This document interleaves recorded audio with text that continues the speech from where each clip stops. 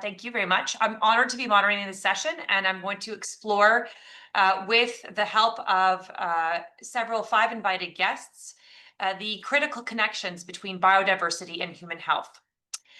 This webinar is part of a Pan-Canadian series. It's being recorded and is going to be made available in French and English after the event series is complete. So you'll be able to access that. Here, in terms of our land acknowledgement, I'm going to read out the slide. Contributing partners of this webinar series work and reside coast to coast in Canada, as well as the United States. We wish to acknowledge our presence on the traditional territories of Indigenous people who have called this land home since time immemorial, and with whom we are committed to working together to protect it in a spirit of collaboration, reconciliation, and positive change. Next slide. So in terms of Zoom guidelines, you can see that the following for the purposes of this session. If you have any problems with audio, just make sure that Zoom has access to your speakers and headphones. There is a chat button, but only the panelists will see the chat posts. But please use this for technical problems and not for asking questions. Because that is the next one. So the Q&A button is what we'd like you to use to pose questions to the presenters. You can write these as we go along, but really we're going to save time at the last 15-20 minutes of our time together today to answer those in the Q&A session. And then finally, for those who are hearing impaired, the CC for closed captioning is in the Zoom toolbar. Maintenant, j'aimerais remercier les organisateurs et les partenaires de cet événement pan-canadien. Entre autres, soulignons la Fédération canadienne de la faune, le secrétariat de la Convention sur la diversité biologique, un programme de l'ONU et plusieurs organismes qui participent au Jour de la Terre, dont vous trouvez la liste à la fin de ce webinaire. Next slide. So this slide actually is a slide of the MUHC, so my organization's this is our strategic pillars. And as you see in green, we have made sustainability an organizational priority. So it's really one that as an organization, we don't take lightly. And our vision as an institution is to make a local to global impact by mobilizing together with sustainable, innovative processes. So events like these are really central to our mission. Next slide. So just before we go just in general, in terms of the importance of discussing healthcare and the environment, which we're doing together today, it's just some elements and some statistics. If healthcare sector were a country, it would be the 5th largest polluter in the world. And as such, it's not surprising that the healthcare sector creates a significant environmental impacts, with 4.4 of global emissions coming from the healthcare sector. Really, environmental pollution and biodiversity loss leads to human health problems, which again, we'll be discussing today. So next slide, in terms of our institution, what do we do, and other healthcare institutions do different things, more or less. Here we're trying to do our part, and we have a huge committee with all kinds of people seeing how we could do more, how we can do better. We've tried to participate and really see at everything that we do, be it logistics, food management, purchasing, etc., through the lens of a sustainable development. Next slide. So without further ado, we're going to go on to, I'm going to now tell you about our guest speaker and our panelists. Our guest speaker today is Marinella Araya Quesada, who's a biotechnology engineer and a program officer for invasive alien species and biodiversity and health at the Convention on Biologic Diversity in Canada for United Nations. Our other panelists there are 4. First, we have Dr. Lena Kingdom, who is just finished a 4th year medical student at McGill and is going on to pediatrics at UBC. We have Dr. Linda Durnis, who's an anesthesiologist at St. Mary's Hospital here in Montreal and head of the Sustainable Subcare Committee at the CIS de Ouest de l'Île. We also have June Kaminski, who's project coordinator for the Canadian Coalition for Green Healthcare. And finally, Professor Alain Girard, who is a professor and researcher at ITHQ and researcher at the Gastronomic Lab. So thank you all for being with us today. Next slide. We'll move on now to our presentation by Ms. Araya Quesada, and afterwards we're going to go on to the panelists. Hello, good afternoon. Thank you so much. Thank you very much, Dr. Batney, for the introduction. Let me just share my screen so we can start with my presentation.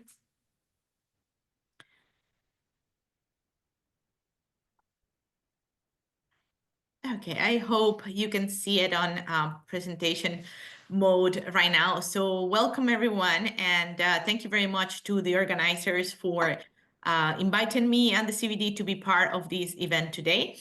My presentation today is going to be about the biodiversity and health nexus, that important connection that exists and that we all need to be aware of. And I'm also going to present the Global Action Plan on Biodiversity and Health that has been recently adopted under the Convention on Biological Diversity. So I want to start by reflecting a little bit on that powerful and important connection that exists between biodiversity and health. As you know, biodiversity underpins the contributions that we receive from nature, and it provides ecosystem goods and services that are essential for the health and for well-being. So as you know, biodiversity, for example, is a source of food and nutrients.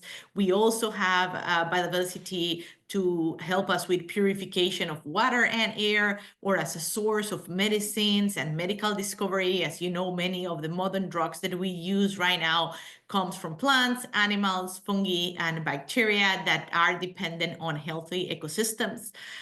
Biodiversity is also important for mental and emotional well-being. Exposure to biodiversity and nature has been shown to reduce stress, anxiety, depression, and also regular exercise on green and blue spaces help us also, for example, with cardiovascular disease, diabetes, and many other non-communicable diseases. So it's fair to say that biodiversity is a key environmental determinant of health, and that anything that we do to protect and preserve biodiversity is going to be reflected in benefits for our own health. I also want to emphasize, before I go into the Global Action Plan, I also want to emphasize that biodiversity loss, which is one of the biggest crises that we have right now, and negative health outcomes, they share many common drivers, including direct drivers of environmental change. So when you think about climate change, you think about change in the use of land and sea, overexploitation of organisms, pollution, and many others. All of these drivers, these factors are having a negative impact not only on biodiversity and the environment, but they're also having a negative impact on our health. Some of them have a direct impact. You can think of pollution, for example, but some others also can have indirect impacts. And it's difficult sometimes for people to perceive the connection, but they are actually connected. If you think, for example, of invasive alien species, they can be vectors of disease, but also by the negative impacts that they have on our ecosystems, they are preventing us from obtaining all the goods and services that we can receive from those ecosystems. So actually, that just the fact that these drivers are connected for ill health and biodiversity loss give us an opportunity to have co-benefits, because we can work together from the health sector and from the biodiversity and environment sector and many other sectors in tackling all these drivers of environmental change that will have negative health impacts at the end of the day. So the message is clear. We know that biodiversity loss has a clear impact on human health, right? And it's also very fair to say then that there is no health without biodiversity. So if we know this, what comes next? What should we do to prevent negative effects from biodiversity loss in loss in health. And I think this is where the Global Action Plan on Biodiversity and Health becomes important. So what is this plan? This plan is a strategic framework that it's meant to support countries and stakeholders in integrating considerations, biodiversity and health considerations into national policies, strategies, programs, and even accounts. So the idea is that with this plan, we can be guided in how we can maximize the production of co-benefits, but not thinking in isolation, but thinking in a way that combines the two of them, biodiversity and health. So this plan was prepared under the Convention on Biological Diversity, and I just want to highlight some of the elements that are considered in this plan here. So for example, the plan recognizes the health of the environment and the health of all the species are interconnected and interdependent. So it's not only about the relationship between biodiversity and human health, it's the relationship between biodiversity and the whole concept of planetary health, where, you know, the health of species, people, and plants matter. Then the plan also recognizes that the cross-cutting nature of the connection between biodiversity and health, and that no single actor can address this issue alone. This is not only an issue where the biodiversity or environmental community should take action, neither is it an issue where only the health community should take action. It's a point where you will have many actors and sectors getting involved, and that's what we need, from agriculture to commerce to trade to veterinarian services to, you know, those dealing with pollutions to infrastructure and city planning to, of course, then environment and health. So it's a very cross-cutting issue. The other thing is that the plan also recognizes that there is a clear relationship between biodiversity loss and the emergence and spread of communicable and non-communicable diseases. It also emphasized the right to a clean, healthy, and sustainable environment, and recognizes that biodiversity loss contributes also to health inequity, especially for those that are in vulnerable situations or those that depend primarily on nature as a source of food or as a source of medicines for their households. So I just presented a little bit what is the plan about and some of the main things that it considers. But because this is an action plan, it clearly needs to have some actionable points. So it has a voluntary actions that governments or stakeholders can take into account for supporting the mainstreaming of biodiversity and health linkages. And some of the actions are along the lines of promoting, for example, the integration of biodiversity considerations into health policies and vice versa. For example, actions related to enhanced public awareness and engagement. This is very important because, as I mentioned, this is an issue that involves us all, that it should be of importance for everyone. So we need the engagement and the collaboration of everyone, civil society, organizations, government, industry, everyone. So those actions are very important. It also has actions towards sharing of knowledge and good practices, policy coordination and mainstreaming, and also actions to promote intersectoral coordination, because as I said, we need contribution from all sectors. So to do that, the plan also presents the voluntary actions that it presents in a way that they are divided by different thematic areas. And those are some examples, those that you're seeing on screen are some examples of the thematic areas for which the plan proposed some of the voluntary actions.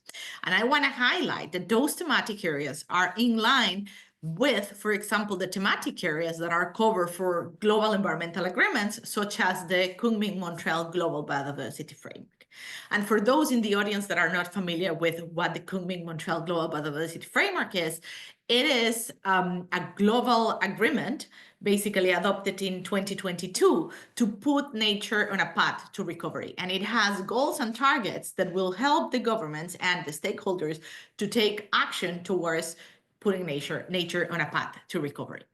So when you think about this action plan, and this is again the point that I was making, that it is not only about the health sector and the biodiversity sector, it's a plan that proposes actions that will have benefits for the health sector and biodiversity sector by, for example, actions on land and sea use planning, actions on species management and protected areas, actions on pollution, agriculture, the use of biotechnology, climate change, urban areas, consumption, and many others.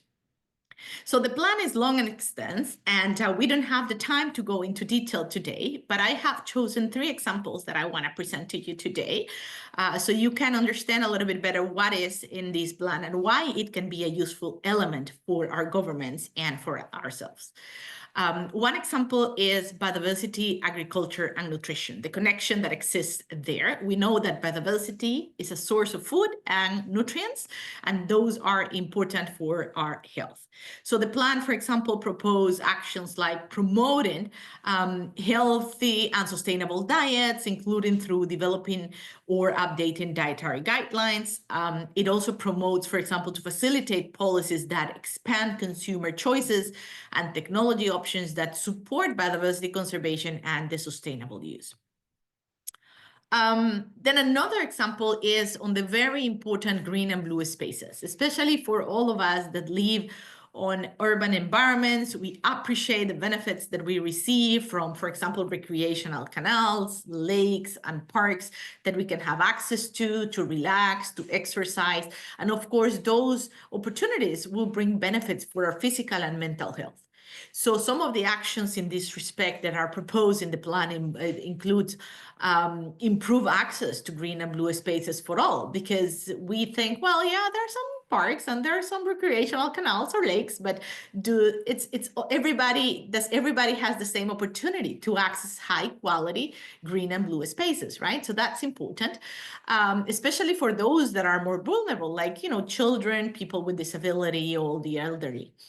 Then the plan also considers, for example, promoting the development of communication tools that can be jointly developed between the health sector and the environment sector to promote the benefits of these type of spaces, and improving infrastructure to optimize ecosystem services, especially from those such as air pollution removal, acoustic pollution absorption, avoiding runoff of soil erosion, etc. There are many ways to improving the infrastructure of the green and blue spaces. For example, it can go from selecting the right species of plants and trees that we want to plant into those spaces. Make sure that they are not going to become invasives. Make sure that they can attract pollinators, or that they will, serve a purpose. Also in terms of infrastructure, to make them accessible for people, for example, with disabilities and so on, to make the most of these spaces. Then the last example I want to present today is on pollution, which is, of course, another main driver of biodiversity loss and ill health. And of course, it's also a part of the Global Action Plan on Biodiversity and Health. And there, for example, governments and stakeholders can see actions like raising awareness for the negative impacts of pollution on biodiversity and human health, including aspects such as, heavy metals, hazardous chemicals, plastic, light, air, noise pollution, and also to promote the implementation of joint guidelines on how to manage, the waste from medical and veterinary industries as well. So to conclude, basically, I just want to say there is no human health without biodiversity. By working together with common understanding of the biodiversity and health linkages, we can actually get co-benefits. Biodiversity community has demonstrated that there is a great interest in by adopting this global action plan. That is the first step. We now need to work together in getting the buy-in of the other sectors, including the health sector.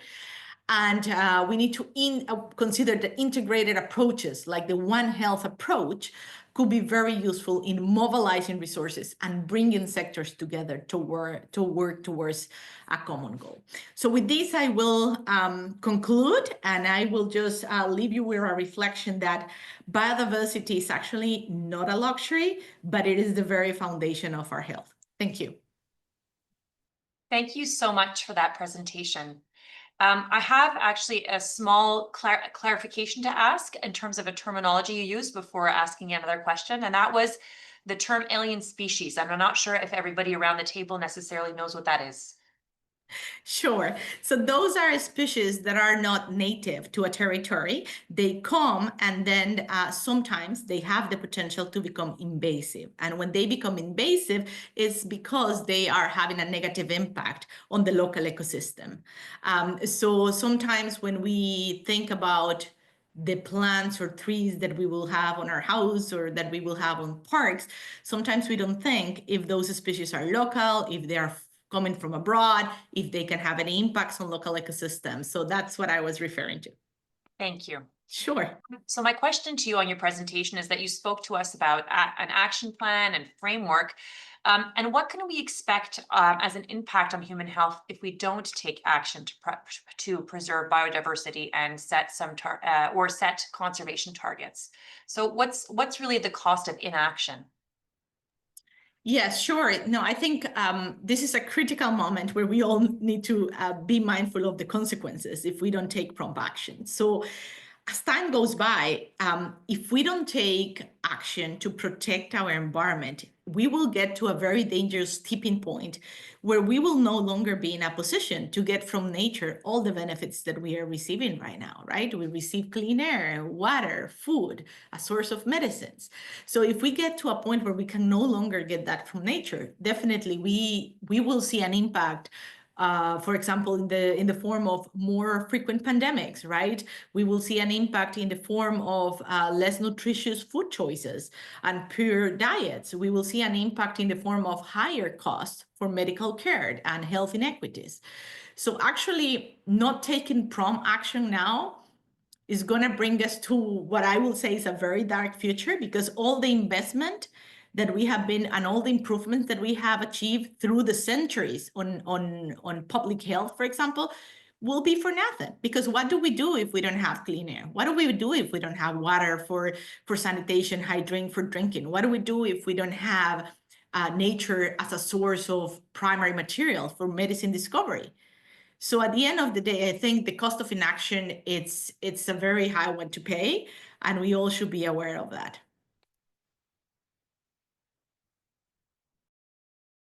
I cannot hear you, Dr.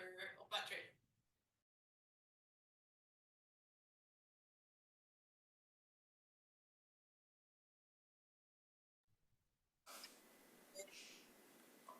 I'm sorry, your mic is closed, Dr. Bartney.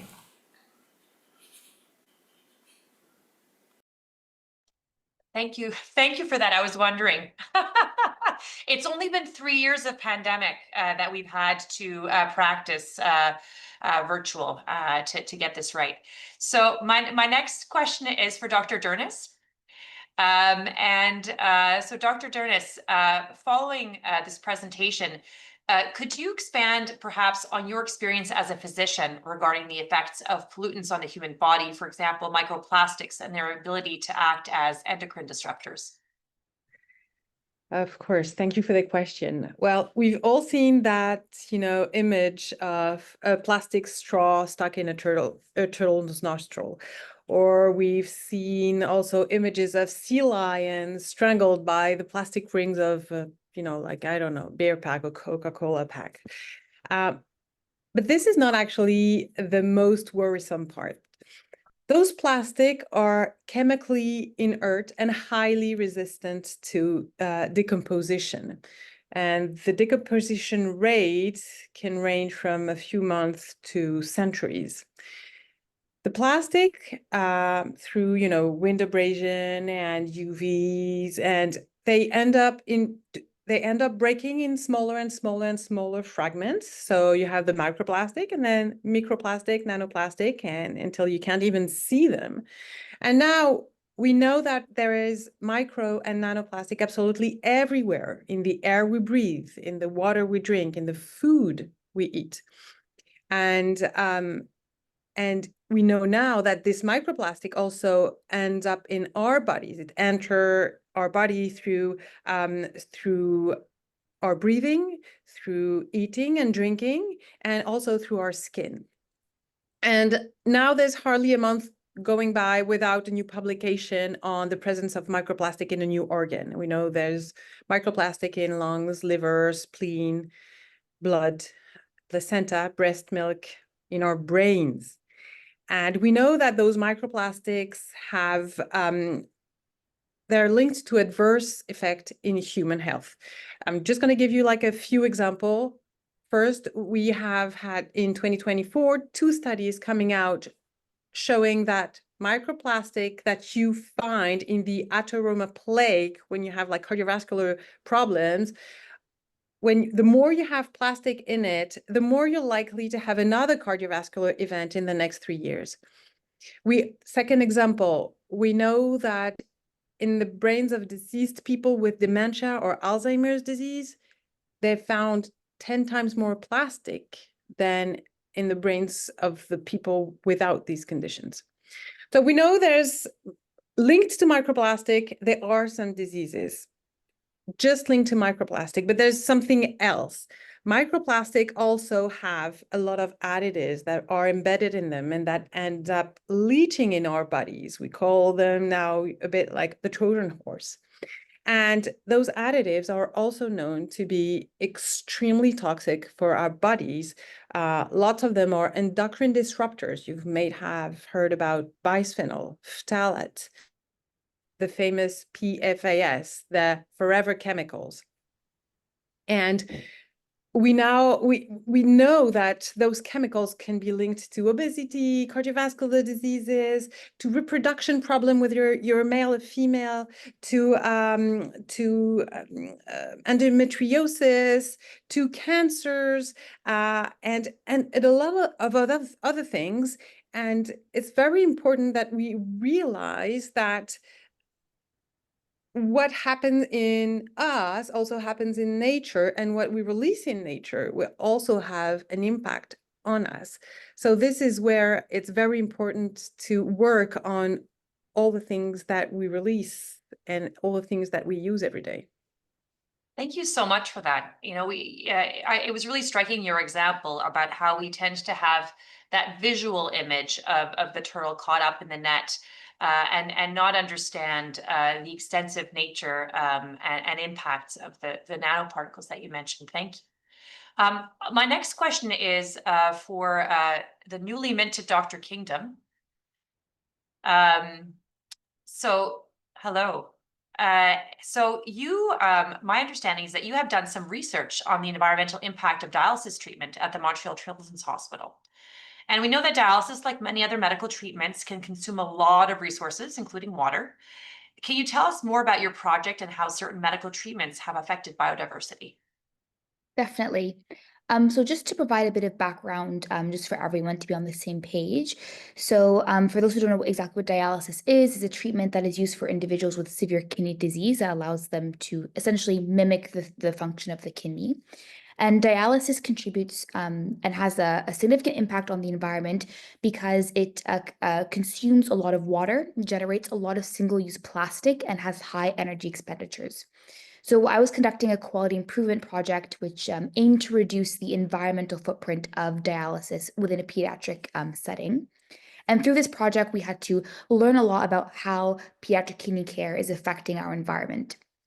So first of all, just to set up a dialysis machine, this requires a lot of tubing, a lot of needles, a lot of single-use plastic. And manufacturing these dialysis materials contributes to deforestation and habitat loss, which inevitably impacts biodiversity. A lot of the waste that is generated from dialysis is of plastic. And when these plastic materials are put into landfills, they can infiltrate the soil, which will also affect our biodiversity. In terms of water usage, so dialysis requires large amounts of water per treatment, and this water is filtered and it is processed. And during this processing step, a large amount of water is actually rejected into sewage and is not reused or recycled. And when this water is rejected, it can actually disrupt marine ecosystems and will impact biodiversity as well. I also want to mention that in any healthcare institution, and especially within children who are on dialysis therapies, there can be lots of antibiotics that are used as well. And the use of antibiotics in dialysis patients contributes to antimicrobial resistance, which affects both human microbiota and also the microbiome of the general biodiversity. And antimicrobials can have ecotoxicological effects and can disrupt soil and plant health, which will also impact microbiome diversity.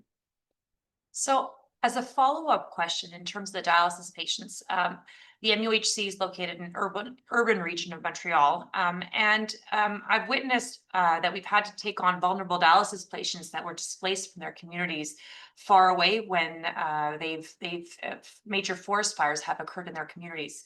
So I'd like to know what the impact of such climate events on the health of at-risk populations like the Indigenous communities, and in a greater sense, what effect does this have on our healthcare network? That's a great question. So as we all know, we are all living in a world where there is climate change. So although climate change affects all people, it does not affect all people equally. Climate change can actually be greatly understood as the great divider. It actually exacerbates pre-existing health disparities. So individuals who are socioeconomically disadvantaged, Indigenous populations, or those living with chronic disease, who are elderly, or children, are at particular risk to the effects of climate change. So I think from some stats that I've seen around, Indigenous communities are actually 18 times more likely to be evacuated due to natural disasters and are 10 times more likely to die from fire-related causes.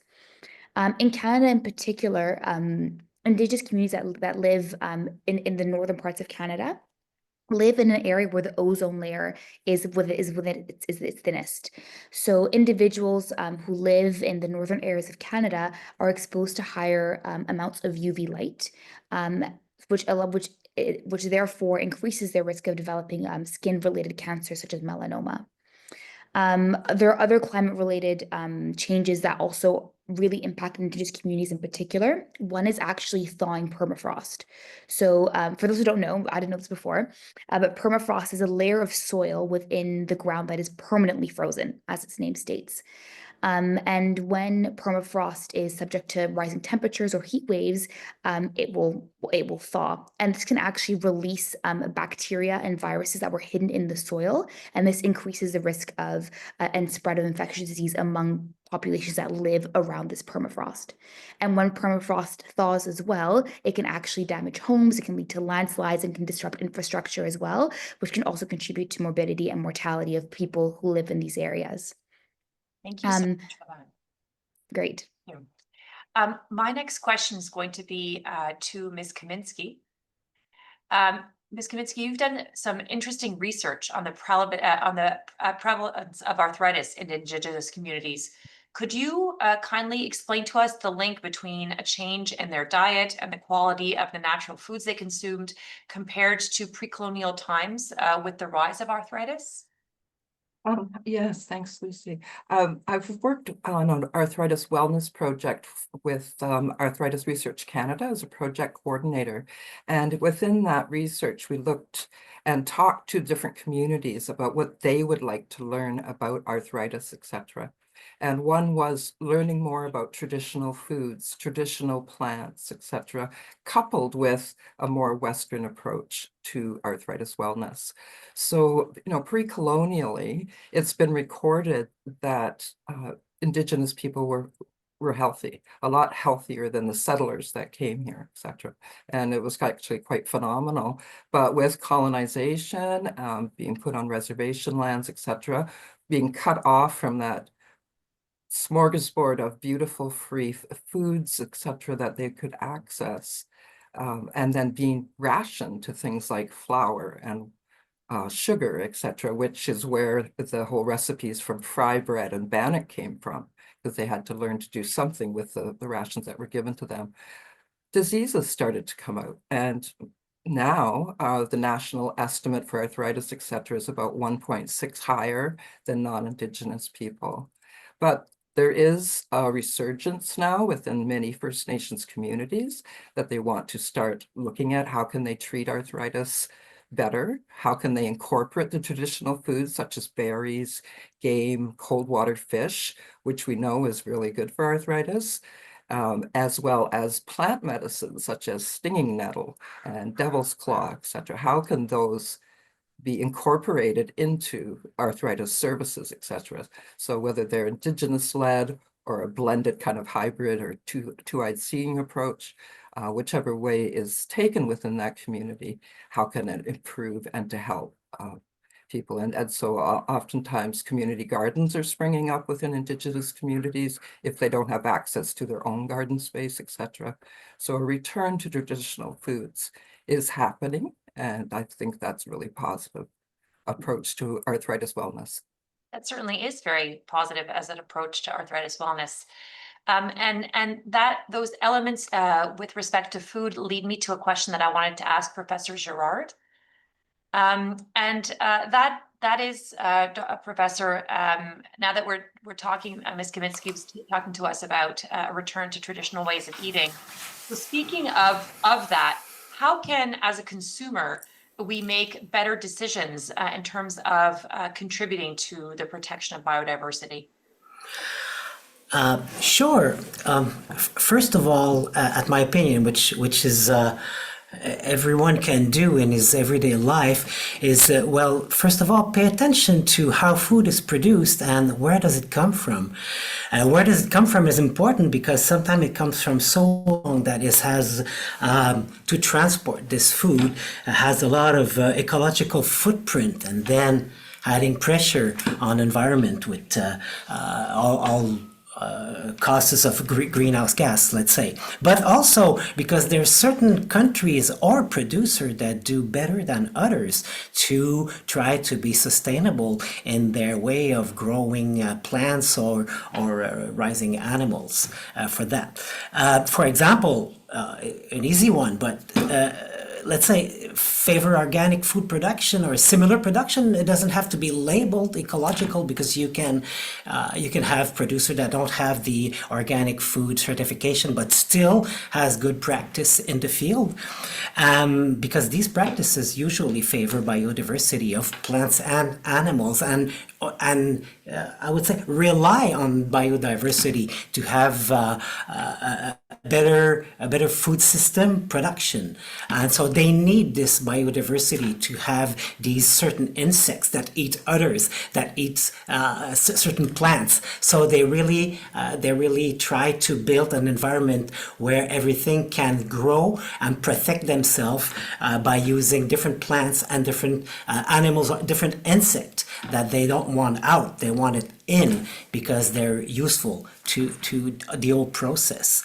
But you can look at things like avoiding, for an example, avoiding palm oil. There's so much palm oil used in transformed food in the food industry, and these plantations are monoculture and destroy absolutely the natural environment of the forests that were there before.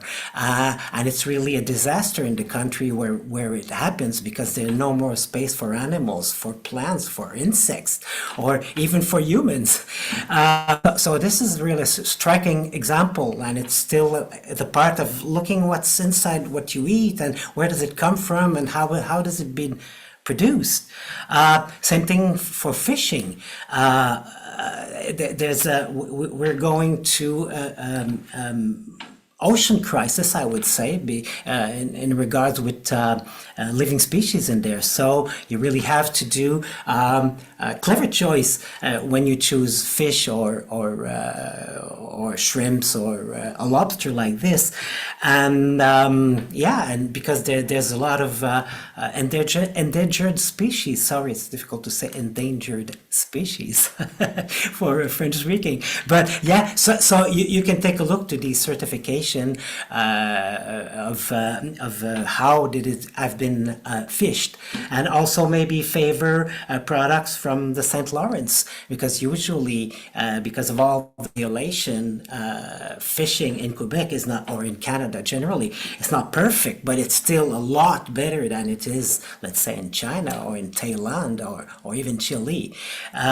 So paying attention to how food is produced and where does it come from might be very important, and should be a reflex that we should, as a consumer, have when we buy food.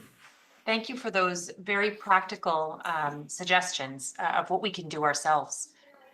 My next question is back to June Kaminsky. Hi. So at the MUHC, we're fortunate that our hospital sites do have access to green sites, And we're starting to hear more and more about the trend to prescribe nature as part of a treatment plan, going outdoors to take a walk, getting some fresh air. Could you tell us about the mental health impacts of a more holistic approach to embracing nature? And Professor Girard, if I could ask you to go on mute. Thank you. Sure. Right. Well, I think one thing I'd like to emphasize that spending time in nature, it definitely has mental health benefits as well as physical and emotional and sometimes even spiritual, depending on the person. So it's really a holistic experience that people get the mental benefits through sensory input. So whether it's the visuals, looking at the beauty, etc., looking at the interactions, the relationships they're seeing if, let's say, they're in a forest. Auditory is huge. So is olfactory. Smells can really stimulate mental rejuvenation, etc., bring back good memories, and so forth, and touch, etc. So all of these things can bring kind of a sense of peace and tranquility, which is obviously going to benefit our mental being. There's been a recent study that was done on the effects of listening to bird song and how that can make stress reduction. It could reduce anxiety.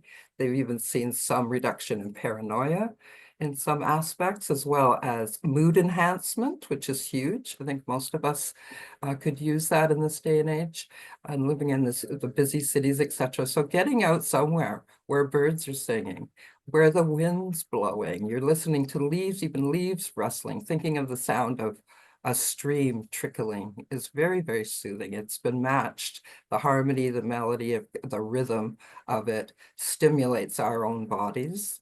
And the more we can feel a connection to that and a relationship with that, the more effects it's going to have in a holistic way. So I think it's definitely mental, but also in other ways as well.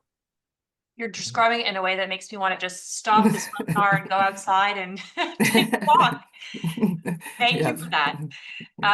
And next, I wanted to move back to Dr. Dernis to ask a question about things we've just been discussing with Ms. Kaminski and Professor Girard about what we can do.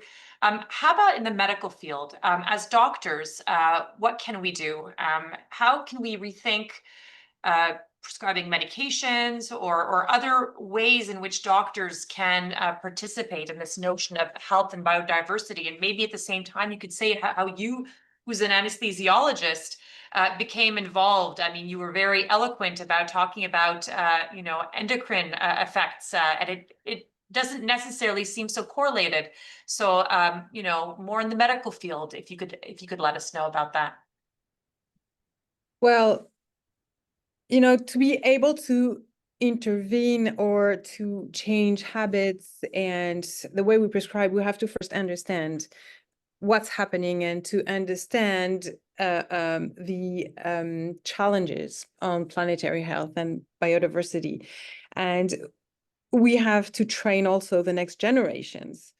We have a super high performance medical system, which in many aspects have lost, like touch with the earth. We're not touching the ground anymore. We're not feeling a lot of things happening.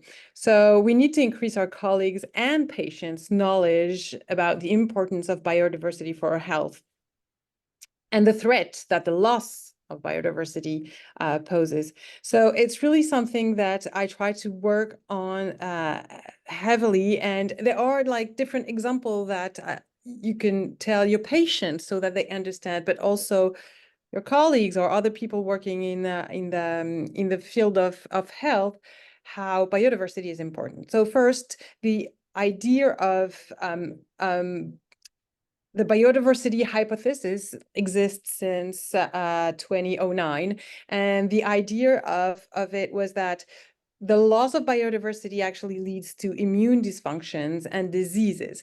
So they just compared two populations that were the same before the Second World War, and after the Second World War, like it wasn't half was in Finland and this other half was in Russia. And they had this, it's the same population with the same genetics, and they ended up having like a part of that population ending in a very urban environment, and the other part stayed farmers.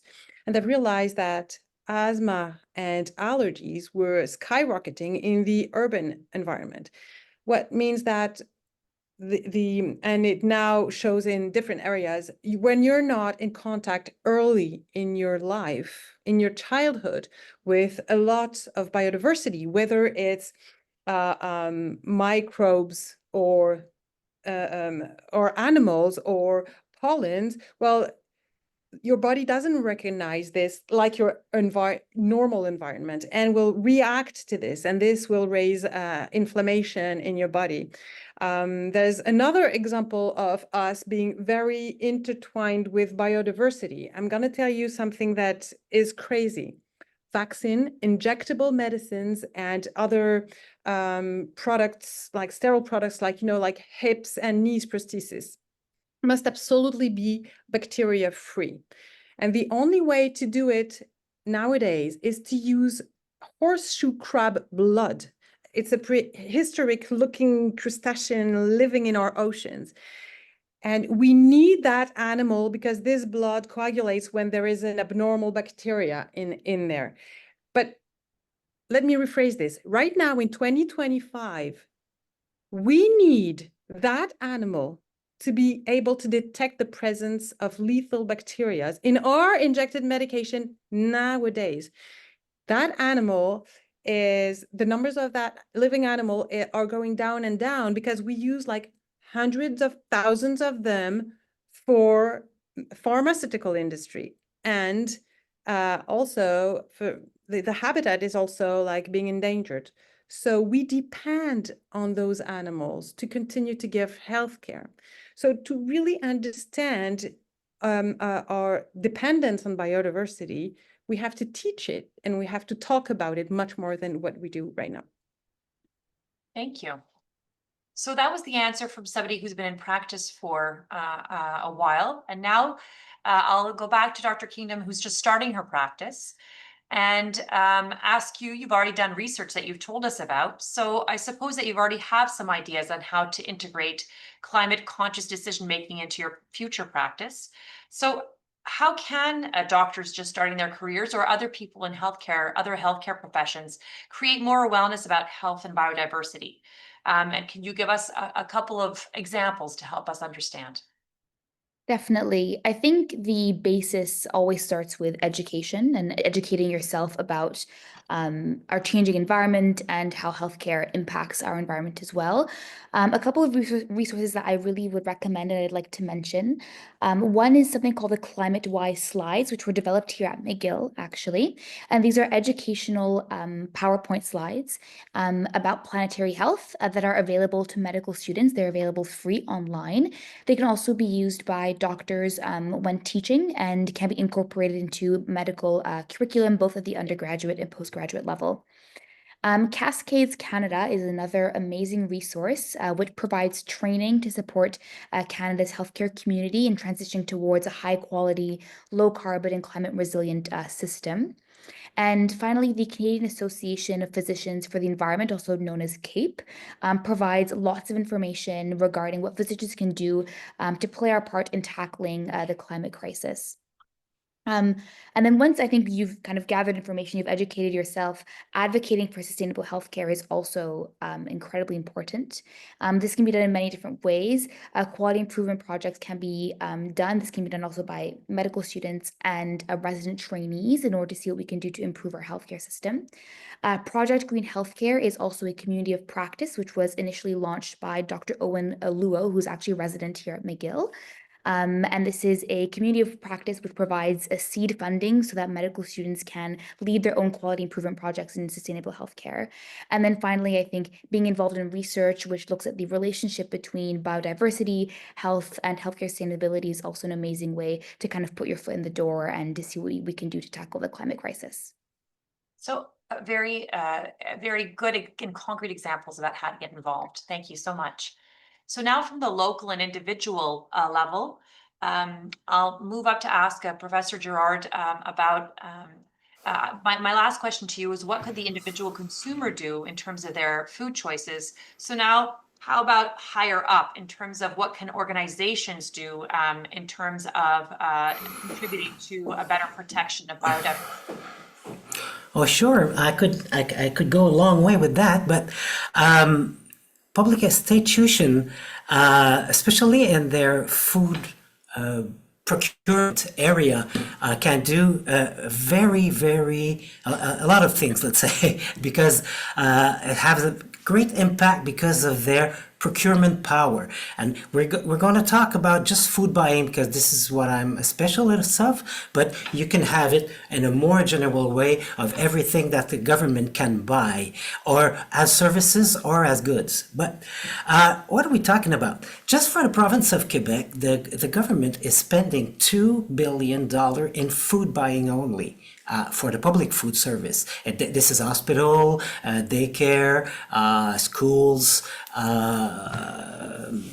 prisons, jail, prison, you would say, and things like that. So it's 2 billion just for that. So if you take something bigger as the European Union, who works really along with the 27 states. There, it's $206 billion in spending this money just for public catering, we'd say. So it's a major driver of economic growth, but it's job creation, innovation, and actual market orientation towards sustainability, including biodiversity, because public authorities are often principal buyers in many sectors. So what you can do, it might be a little bit abstract, but still, for people listening, but still, more and more public buyers are aware of their public buyer power, and so they're trying to get as far as they can get to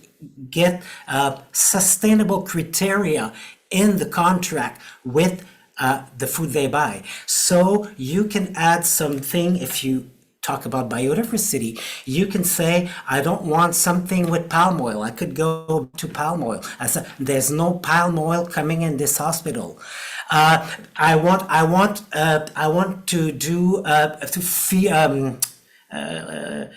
want to favor producers that really had engagement towards biodiversity in the way they work in the field, and can they demonstrate that?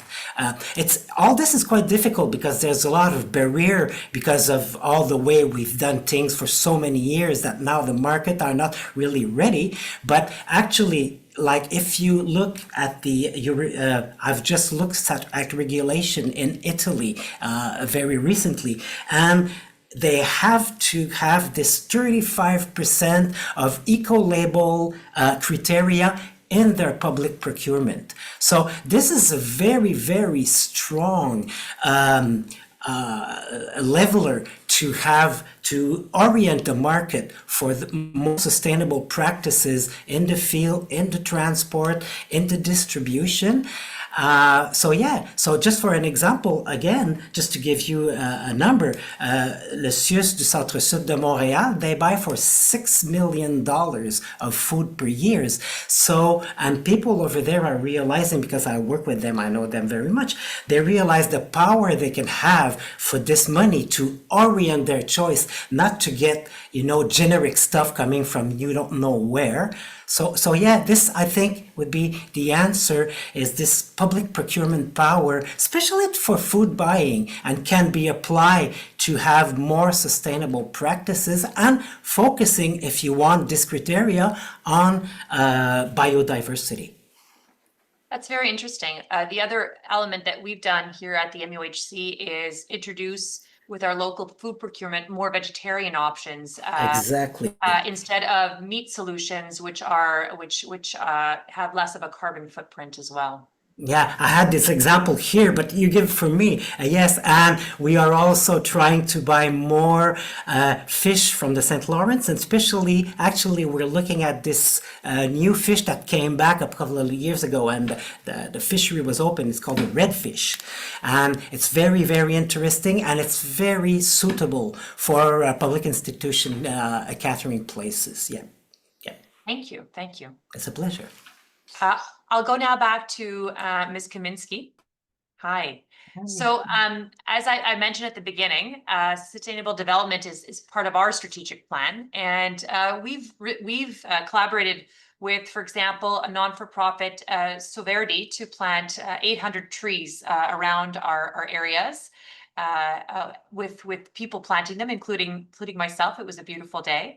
And we partnered with Co-op Polyflora as we plant with purpose to attract pollinators and include local biodiversity. Your organization issued a guidebook on green spaces for hospitals. Can you tell us more about that? And how having a rich urban biodiversity is beneficial to human health? Sure. As part of our Preparing Canada's Healthcare Buildings for Net Zero project, which is a 3-year project the coalition's just started in 2024, we've released and are still releasing a cluster of environmental stewardship handbooks. And one of them is the one you're speaking of. It's called Sustainable Healthcare, a guidebook on how to incorporate gardens and green spaces. And it is available for free on our website. All of our guidebooks are there, and I can share the link with you if you'd like. That would be great, actually, because yeah, absolutely, that would be wonderful. And basically, it's got a wide range lens. It's looking at supporting more plant-based foods, etc. So there's different approaches that different hospitals can take or other healthcare spaces can take, including long-term care. Some grow food gardens, some grow green spaces for flowers and trees, etc. Some do both. And some actually use that food within the institution. Sometimes it's sold to or maybe donated to nonprofits, etc. So there's different ways to do this. So this guidebook goes the whole place. So if you want to plant gardens, etc., use more local plants and etc. Plant trees, why that's, and stresses why that's important to patients, as well as keeping the buildings cool in the summer, etc. It really helps with that. It improves oxygen and so forth. When it's included as part of, say, patient care or therapy, people can also gain agricultural and gardening type of skills and so forth. And it's got all the same health benefits as I spoke of before. When you go for a walk in nature, it would be the same as working in these gardens, etc., within the healthcare. Another initiative that's been supported by the coalition is the Canadian Healthcare Forests, where they've worked with suppliers and hospitals and other healthcare settings to plant more trees on their land. So making it better. So there is that initiative as well, and that's on the coalition site at greenhealthcare.ca. As far as the rich urban biodiversity, I think that's been well addressed throughout the session. I think it's really, really important to support the ecosystem within your local community. So if you have the privilege of having your own land or wherever you are situated, etc., if you can support that, the more the better. And I really encourage people to develop a relationship with it. I think that's something that's really important for human health as well as planetary health. Obviously, do the obvious, reduce the use of pesticides, rodenticides, herbicides, etc. All of these have disastrous effects on the ecosystem. So find more natural ways. There are lots of other ways that you can incorporate natural ways. So I think my last point is just having that sense of relationship and belongingness with the land that you live, work, play on, etc. is really, really important. And I encourage everybody to embrace that. And if we also link it back to what Ms. Araya Quesada was telling us about during the webinar, was that when we do plant, to really take in mind what should grow in that area. Exactly. As a choice. Yeah, thank you. Yeah. So Dr. Dernis, I'll turn it back over to you again in terms of green spaces, and that is green spaces for hospitals. Could you tell us, you're at St. Mary's Hospital here in Montreal, could you tell us about some initiatives going on there? Well, in terms of green spaces, we do the same. We try to plant, but we're in the middle of the urban area, so it's very difficult, and we have very little land. There's no real Not really much. We did plant a few trees in the little land that we have, but what what we work really at St. Mary's is more what's happening, for example, in the operating room, and try to, Why don't you tell us about that in terms yeah, of we've our reduced personal it. initiatives? We've reduced, for example, the use of anesthetic gases that first had like huge global warming power. And then we know now that our anesthetic gases are part of the PFAS, the forever chemicals family. So the more we reduce them and the more we found alternatives to those anesthetic gases, the better it is for us and for the coming generations. There's also something else we do. We try to reduce the plastic use, to try to reduce microplastic. I've talked to you about their effects, and try to go back to multi-use and washable devices. There's a big misconception that washing is more harmful because it uses water and detergent. But actually, the industrial detergent now are highly regulated, and water that is taken from the like the drinking water network is now returned like 100% to it with minimal pollution, which is not the case with a plastic production. And so I'm just going to talk about one emblematic project that we're doing right now at St. Mary's. We're very proud of it. We've started using washable surgical face masks. And of course, they're fully certified by Santé Canada and other organizations. They do not shed microplastics, and they're free of endocrine disruptors and other toxic molecules. So they protect both our health for the healthcare workers, but it also protects biodiversity. And those masks are not released into the environment after the cycle of 100 wash. They're being fully recycled. So this is one of our big project. Well, that's actually a huge project because, to see the bins filled with used masks after a single time. But saying to rewash and then putting on that into place must be a major endeavor to really get it going with a lot of great effects. It is a really transversal project. It's for now we're using it mostly in the operating room, but it does take a lot of cooperation in a lot of departments. Before starting, we needed like a 2-year work and discussion and negotiation, and it's a lot of people involved, and everyone is doing like a great job. But if you don't start, then we never get there, right? So my next question, and Dr. Girard, you already, Professor Girard, you mentioned it a bit because we talked about the local in terms of food choices, the individual, then organizations, and we were going to go to government. You mentioned government already, but I don't know, perhaps there are other messages that you think are important in the context of this webinar that you think are important messages for the public to hear on this or another topic. Well, I've did a lot talking about the procurement power, which is also for the healthcare system. Maybe I just come back and say that 60% of all the food buying that I was talking about a little bit earlier comes from the public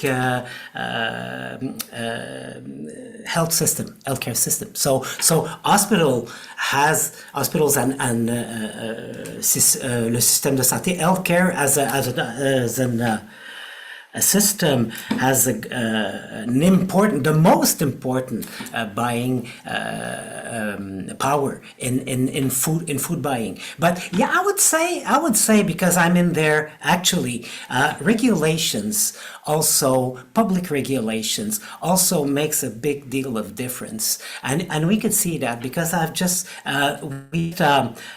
analyzed some result that we have about responsible buying. We had a barometer survey going on industries in Canada, and we were able to see what legal things, or tout l'appareil juridique, tout le cadre juridique. I don't know in English about The cadre legal juridique. structure. Yeah, the legal structure, the effect that it could have to orient the practices or even to make them illegal.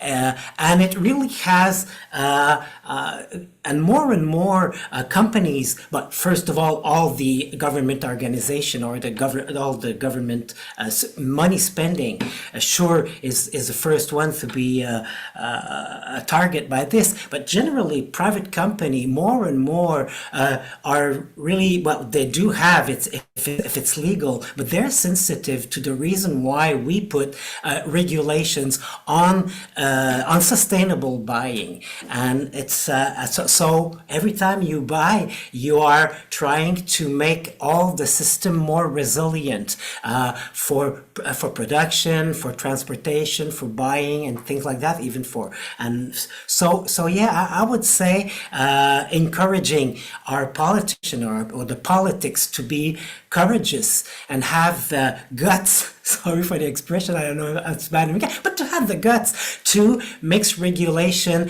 that really have teeth to really address legally, and because it really have effects on the practices and on the habits of even the private system of production and buying and things like that, and great effects on responsible buying. And responsible buying is especially for caring for social, economical, and environmental issues. And one of these especially is biodiversity. And you can even target laws and regulation that targets biodiversity and avoiding to make certain buying or certain practices that is bad for biodiversity.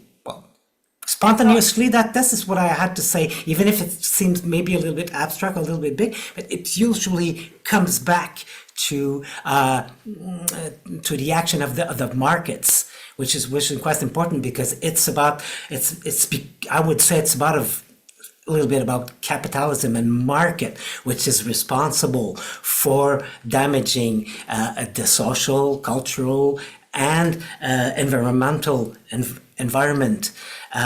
So yes, only regulation can have power to tamper or even change the way of doing things. It won't come from himself, as some thinks it could come if we let go the market do as it have to do. I don't believe, and there's a lot of people don't believe, and this is a role of politics, and true, I would say, regulation that have really teeth to address the problems. Well, we've certainly seen that multiple public health initiatives have reduced smoking over years. So one could also see how other government policies, procedures, regulations could then make the individual choices that we make as a consumer easier with what's available. Exactly. Okay, thank you very much for that. So I have one last question, which was for our speaker. So that's for Soraya Quesada. So to close this discussion, and we're very near the time that we have together. In light of everything we discussed, it's a pretty massive question to undertake, but if we all had one action to take, what would you think it could be as a citizen, as an institution, or as a government? Probably it's more than one single action, but at least let's try with one. Yeah, I think that's actually a very important and powerful question, because I do think that every action matters. But I think if we need to boil it down to one single transformative action for each of those sectors, I will say that if you are a citizen, I will definitely say that you can have an impact if you take actions towards sustainable consumption, making the right choices. As you have been hearing from the other panelists, you can choose food from sustainable sources. You can reduce your meat intake, right? You can also pollute less, you can avoid buying things that you don't need. So those are things that you don't need to be sitting on a government seat. You don't need to be sitting in the as a CEO of an institution. You can only be yourself as a citizen and have an impact by making the right sustainable choices. Then if you think from the perspective of an organization, name it a school, a hospital, an industry, I think you need to make nature a health investment. And to do that, you need to change the policies that you have for your organization to make sure that you have, for example, as Professor Gerard was saying, sustainable procurement options, that you need to choose what type of materials you use. Are they coming from sustainable sources? Can I have on the cafeteria of my hospital, for example, Meatless Monday? What type of impact can I have? So as an organization, I think that's what I'll do, put nature as a health investment. And then if it comes to governments, I think then definitely as a government, you need to set ambitious targets for biodiversity and for health. And one way of doing that is, of course, committing to implement, for example, global agreements that align with those priorities, such as, for example, the Kunming-Montreal Global Biodiversity Framework and the Sustainable Development Goals. So if I need to summarize, I will say if you're a citizen, you can choose better. If you are an organization, you need to lead by example. And if you are a government, then you need to raise the bar. I'll leave it there. Thank you. Well, that's a wonderful answer. I'll ask all the panelists now to open their cameras. We have 2 minutes left, so I'll we've arrived at the end of the Health and Biodiversity webinar, and I wanted to thank all of the participants, all the panelists. Thank you so much. And as well as the attendees.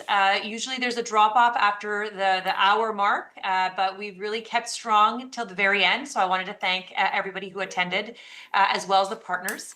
And I really think it's how through events like this and others that we can learn from each other and improve our practices. So I thank everybody for their time this afternoon.